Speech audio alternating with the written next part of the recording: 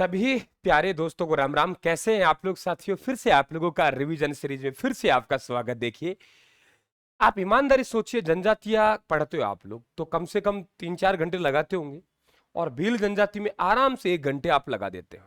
मित्रों, मात्र 2 मिनट ले रहा हूं, घड़ी लगा लीजिए, और 2 मिनट में आपके दिमाग में उस तरीके छाप के जाऊंगा कि आप कभी भी भील जनजाति से आने वाले सवाल को आप गलत नहीं करेंगे। जरा देखिए, भील जनजाति राजस्थान में अगर सबसे कोई प्राचीन जनजाति, सबसे प्राचीन, अगर मामला प्राचीन का हो तो सबसे प्राचीन जो जनजाति है उनका नाम क्या है? भील।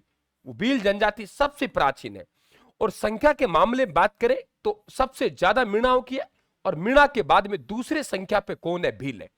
राजस्थान के दक्षिणी राजस्थान में निवास करते। इन्हें कर्नल जेम्सटोन के द्वारा वन पुत्र कहा गया।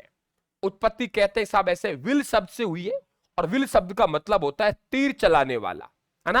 लेकिन ध्यान रखना आप लोग, अगर इन्हें संस्कृत में कांडी कहते हैं, लेकिन कांडी शब्द को एक गाली मानते हैं।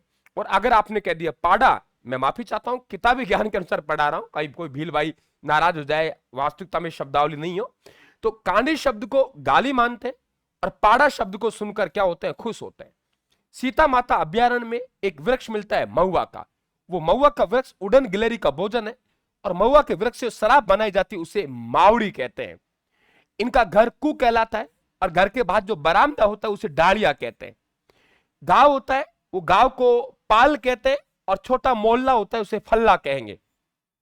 वंश का मुखिया तदवी कहलाता है, पाल का मुखिया पालवी कहलाता है, गांव का मुखिया गमिती कहलाता है।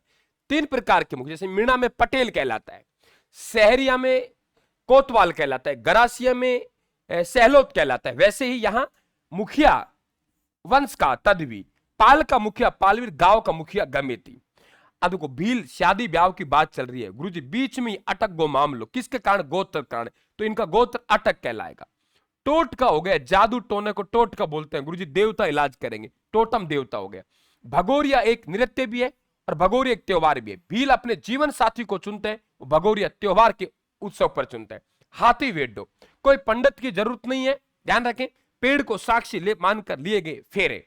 अगर कोई भील बहादुर है, वो बहादुर ने किसी घोड़े को गिरा दिया नीचे, तो वो बहादुर भील पाखरिया कहलाएगा।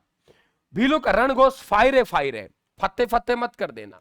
फत्ते फत्ते जो है वो ध्यान रखे, अग्नि नृत्य में होता है जसनाथ जी के। फायरे फायरे, बीमारी का संदेश ढोल, देवल ढोल कहते हैं। मृतक व्यक्तियों का स्मारक को सिरा चौकली कहते हैं। मृत्यु भोज को कायटा कहते हैं।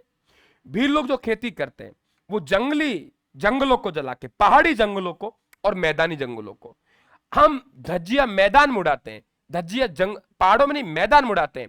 तो मैदान में आना, धज्जी उड़ा दूंगा। तो मैदानी जंगलों की खेती दजिया कहलाती है, और पहाड़ी जंगलों की खेती चिमाता कहलाती है। ठीक है। यहाँ पे संप सभा, जो कि गोविंद गिरी के द्वारा 1883 में स्थापना की थी सिरोही में, और इनका जो अधिवेशन होता था मानगढ़ धाम। मानगढ़ धाम नवंबर के महीने में 1913 में हुआ था। ऐसा मानते हैं कि उंदरी गांव के भील है, वो मेवाड़ के महाना को रात तिलक किया करते थे। अब बेटा सवाल तो यहीं से बनेगा, चाहे आप उसे 2 घंटा पढ़ ले, और चाहे आप उसे 2 मिनट पढ़ ले।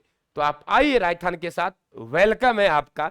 और अपने जो तैयारी कर रखी है उस तैयारी को मजबूती के साथ आगे बढ़ाए। Thank you. टेलीग्राम पे PDF जाएगी। राम राम साहब, थैंक यू, धन्यवाद, नमस्ते।